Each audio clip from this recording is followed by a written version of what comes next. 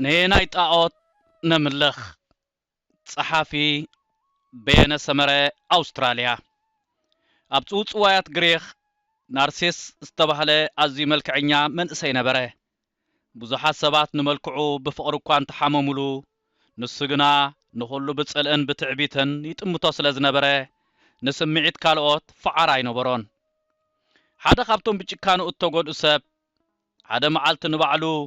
ናርሲስስ በታ ዘይትምሕር ፍቅሪ ክሳቐጸለየ ኣማልኽቲ ድማ ብዘገርም መንገዲ ንጸሎቱ ሰምዑ ሓደ መዓልቲ ናርሲስስ ኣብ ጥቓ ሓደ ጽሩይ ማይ ዘለዎ ዒላ ደው በለ ኣንቆልቂሉ ምስ ጠመተ ኸኣ ባህ ዘብል ገጽ ክጥምቶ ረኣየ ናይ ገዛ ርእሱ ነጸብራቕ ምስሉ ምዃኑ ኣይተገንዘበን ነቲ ምስሊ ካብ ኣዝዩ ምፍታው ተላዕለ ብፍቕሪ ምስሉ ተመሲጡ ካብቲ ቦታ ኸይልግስ ንምስሉ ብተምሳጥ እናጠመተ ክሳብ ዝመውት ኣብቲ ቦታ ተዓነደ እዛ ዛንታ ድሓር ክንምለሳ ሎሚ ቅነ ናይ ስነ ጥበበኛ ዘሪቱ ከበደ ከልጅነት እስከ ልጅነት እትብል ናይ አምሓርኛ መጽሓፌ ከንብብ ቀንየ እቲ ግልጽነታ እቲ ኣብ ህይወት ዘለዋ ፍልስፍናዊ ኣረኣያን ንዘሪቱ ንኢደይ ጸገብኳን ኣብ ሓበሻ ተፈጥረት ዘይ ሓበሻ ኮይና ረኺበያ እታ መጽሓፍ ብዛዕባ ዝተሓላለኸ ህይወት እታ ፍልጥ ደራፊት ነበርን ሕጂ ዘማሪትን ዘሪቱ ጥራይ ኮንካን ተንብብ ነቲ ሕብረተሰብ ዝምርሓሎ ኣካይዳ ነጺካ ብነጻነትካ ተኸዶ ሓደጋውን ብህይወት ኣርያትና ጓል 21 ዓመት ዘሪቱ ምስ መጻምዳ ወዲ 23 ዓመት ሰብኣይ ክምርዓውን ከለው ንሳ ጸሊም ክዳን ንሱ ጻዕዳ ክዳን ብምኽዳን በኣንጻር ትልሙድ ኣከዳድና መርዓውን መርዓትን ክሳብ ብምግባርዮም ኣንጻር ልሙድ ኣካይዳ ሓንጊዶም ንሳ ንህይወት በቲ ኩሉ ሰብ ዝርእዮ ይኮነትን ትርእዮ ግና ተግባራ ብዙሕ ኣኽፊልዋ ሕጂ ናብ እምነትን ተኸታሊት ጎይታ ኢየሱስ ምስ መጸት ንህይወታ መልሲላ ክትግንግሞ ዘኽእላ ብመጽሓፍ ጽሒፋ ውሽጣ ንኹሉ ቀሊዓቶ ብሕቡእ ትገብሮ ዝነበረት ግብረ ስጋን ብዘይ መርዓ ዝጠነሰቶ ቆልዓን ኑዛዚኣ ብዘይ ሕብእ ኣርያትና እዛ መጽሓፍ ቀልበይ ካብ ሰሓበ ሓሳብን ምስ ውሽጠይ ብዙሕ ክዘራረብ ዝገበረኒ ግና እዚ ስዕብ ካብ ገጽ 146 ክሳብ ገጽ 148 እዚ ስዕብ ርከቦ ኣርሴማ ዝተባህለት ሓፍቲ ብጸሎት ትመርሓና ነበረት ኣብ መንጎ ጎይታ ዘይሰዋእ ኩልካ ነገር ኣርኤኒ ኢልና እስከንሕተት ብምባል ክንጽሊ ሓተተትና በዚ መሰረት ክጽሊ ጀሚረ ብዙሕ ከይጸናሕኩ ዝኾነ ምስሊ ክዕዘብ ጀመርኩ ኣብ ድሙቕ ቀይሕ ምንጻፍ ብመልክዕ ዝወቀበት ዘሪቱ ደው ኢላ ተዓዘብኩ ሰንቢደ ንሳ ኣነን ካልእያ እቲ ዝተገልጸለይ ምስሊ መብርህ ካብ ውሽጠይ ክፈስስ ጀሚሩ እዚኣ እታ ዘሪቱ ጣዖተይ ከም ዝኾነትን ናብቲ ኣምላኽ ዝረኣየለይ ከይጥምት ነዛ ጣዖት እናዓጠንኩ እነብር ከም ዘለኹ ተረዳእኹ ካብቲ ተንበርኪኸሉ ዝነበርኩ ተንስኤ ካብቲ ኣብ ውሽጢ ቦርሳይ ዘይጠፍእ መዘከር ደብተረይን መጽሓፍ ብርዐይን ኣውፅኤ ምጽሓፍ ጀመርኩ እናጽሓፍኩ ካልእ ዘይተሰውአን ናተይ ባህሪ ኸይሰርሕ ከልኪሉኒ ዘሎ ስርሐይ ብፍጹምነት ማለት ኤክሰለንስ ክሰርሕ ብርቱዕ መልከፍቲ ማለት ኦብሴሽን ከም ዘለኒ ኣርኣየኒ ነቲ ኣብ መክብብ ምዕራፍ 9 ፍቕዲ 10 ዘሎ ኢድካ ንኽትገብሮ ትረኽቦ ዘበለ ኩሉ ብሓይልኻ ግበሮ ዝብል ንምቅራን ኣይኮነን ንጻዕረይ ብዓቢኡ ነዛ ጣዖት ዝኾነትኒ ዘርኣየኒ ንኽብሪ ዘሪቱ ከም ዝኾነን ነዚ ክገብር ከለኹ ንሰባት ክህቦም ዝግባኣኒ ፍቕርን ኣኽብሮትን ብምስዋዕ ዝግበር ምዃኑ ተሰወጠኒ ብድሕሪ እዚ ዝገበርክዎ ብናይ ህዝቢ ትራንስፖርት ምጥቃም ምጅማር ነበረ ምስ መንበረ ትኬት ናይ ባቡር ቆሪጽና ንመጀመርያ ግዜ ናይ ነጻነት ጉዕዘይ በታ ባቡር ጀመርኩ ክሳብ ክንደይ ርሒቐ ከም ዝነበርኩ ኣብ መንጎይን ኣብ መንጎ ሰባትን ዓብ ግንቢ ተኺለ እነብር ከም ዝነበርኩ ዝተውዓልኩ ካብ ዝተዓፈነ ክፍሊ ወፅየ ንጹህ ኣየር ናብ ዘለዎ ከም ዝወፀ ሰብ ኣስተንፈስኩ ኣብታ ኽረምቲ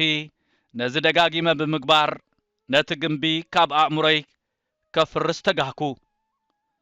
ዘሪቱ ከበደ ብራንድ የተካበው እንዳይናድ ለተቀረጸው ጣዖቴ ነጻነቴ መስዋዕቴ በገና ለገና ታየሁ ተደብቄ ተሰቃየሁ በሰራህዋት መወከል አልፈልግም እኔ ልኑር ሰውነኛ አይደለሁም ስም አይደለሁም ስም ትብል ደርፊ ኣብ 2014 ናውጻኩ እና በለት ትርኽ ዘሪቱ ከበደ ሎሚ ሰባት ካብ ቀደም ላዕሊ ገዛርሶም ከም አምላኽ ገይሮም ዘምልኹሉን ዕጣን ዝዓጥኑሉን ዘመን እዩ ቀደም ሰብ ንኻልኦት ይስዋዕ ነይሩ ሎሚ ብረአይና ስምዑና ሰባት ክስገደሎምን ክዕጠነሎምን ዝደልዩ እናበዝሑ ይኸድለው ብዓብይ ግና ባዕልኻ ንምስልኻ መምላኽ እምበኣር ከም ዘሪቱ ብዙሕ ሰብ ንገዛርሱ እንተዝምርምር በዚ ሕማምዚ ተለኺፉም ረኸባ እቲ ናይ ብሓቂ ንሱ ዘይኮነስ ነቲ ብምስሉ ባዕሉ ዝፈጠሮ ከምልኽ ምርኣዮ ኣብ መእተው ተተሪኹ ዘሎ ግሪኻው ንምስሉ ካብ ምፍቃር ዝተላዕለ ገዛርሱ ኸይረኸበ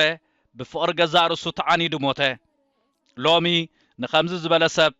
ናርሲስት ተባሂሉ ይጽዋዕ ኣሎ እቶም ንጣዖታይ ንምልኽን ኢና እትብሉ ብፍቕሪ ገዛርስኹም ሓሚምኩም እቲ ናይ ብሓቂ ንስኹም እንተዘይረኺብኩም ጣዖትኩም ኣንነትኩም ስለ ዝኾነስ ኣውፅእዎ እሞ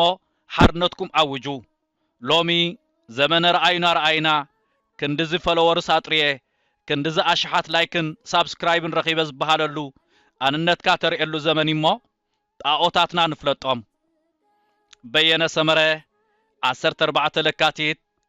2026 ብስራት ነፍቀርት ንባብ መጽሕፍቲ ኤርትራውያን ኣብ ወጻኢ ሃገር ኣበይ ክንረክብ ንኽእል ኢልኩም እትሽገሩ ሰባት ውሕዳት ኣይኮንኩምን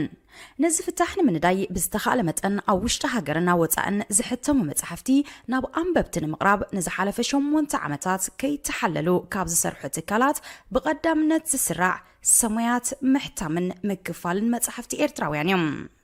ኣብ መርበብ ሓበሬታ ሰማያት.com ናብ ኣሜሪካ ካናዳን ሃገራት ኤሮጳን ዝለኣኹ ልዕሊ 450 ዓይነት መጽሕፍቲ ብኣሽሓት ቅድሓት ይርከቦም ሰማያት መሸጣ መጽሕፍቲ መበቆላውያን መጽሕፍቲ ብናይ ትርጉም መጽሕፍቲ ተዋሒጦም ከይተርፉ ዘይተኣደነ ጻዕሪ የካየድ መርኣያ ናይ ዝኸኣ ታሪኽ ህይወት ሓርበኛ ቦና ወልደ ኣብ ወልደ ማርያም ትኮ ይሕደጎ ኪዳነ ክፍሉ ዓብደል ቃድር ከቢረ ሼኽ ኢብራሂም ሱልጣን ዶክተር ፍጹም ገብረ ስላሴ ጠበቃ ጸጋይ ኢያሱ አዝማች በርሀ ገብረ ኺዳን ብላታ ካሕሳይ ማሉ ጀነራል አማን ዓንዶም ብርሃን ኣብ ጸልማት ወዘተ ዝኣመሰሉ ልዕሊ 35 መበቆላውያን መጽሕፍቲ ተሕቲሙ ኣብ ምክፍፋል ይርከባሎም ሰማያት መሸጣ መጽሕፍቲ ዝርግሐ መጽሕፍትን ምድንፋዕ ንቕሓት ኤርትራውያን ክብ ንምባልን ንኤርትራውያን ጸሓፍትን ደረስትን ንምትብባዕን ኣብ መላእ ዓለም ምስ ዝርከቡ ኣብ ምሻጥን ምክፍፋልን መጽሕፍቲ ኤርትራውያን ዝነጥፉ ውልቀ ሰባትን ትካላትን ተረዳዲኡ እናሰርሐ ንዕብየት ስነ ጽሑፍ ሃገርና መሪሕ ተራ ምጽዋት ይርከብ ናይ ቅድምን ሓድሽ መጽሕፍቲ ንምርካብ ምርጫኹም ኣብ ሕብራት መንግስታት ኣሜሪካ ንዝመደበሩ ሰማያት መሸጣ መጽሕፍቲ ይኹን ምርጫኹም ዘዳለኹም መበቆላው ጽሑፋት ብመልክዕ መጽሓፍ ናብ ኣንበብቲ ንምቕራብ ሰማያት ምሕታምን ምክፋልን መጽሕፍትኹም ብዝደለኹም ዓይነት ወረቐትን ገበርን ብርትዓዋጋ ሕቲሙ ከረክበኩም ይኽእል መኣስ ዝጥራሕ ጽሑፍኩም ክኢላ ቋንቋ ክሓልፎ ሓገዝ ኣርትዖትን ንድፊ ገበርን ዝሰርሑልኩም ክኢላታት ኣብ ምርኻቡን ሓገዝ ክንገብር ንኽእል ብጽሑና ብስራሕና ክትዓግቡ ኢኹም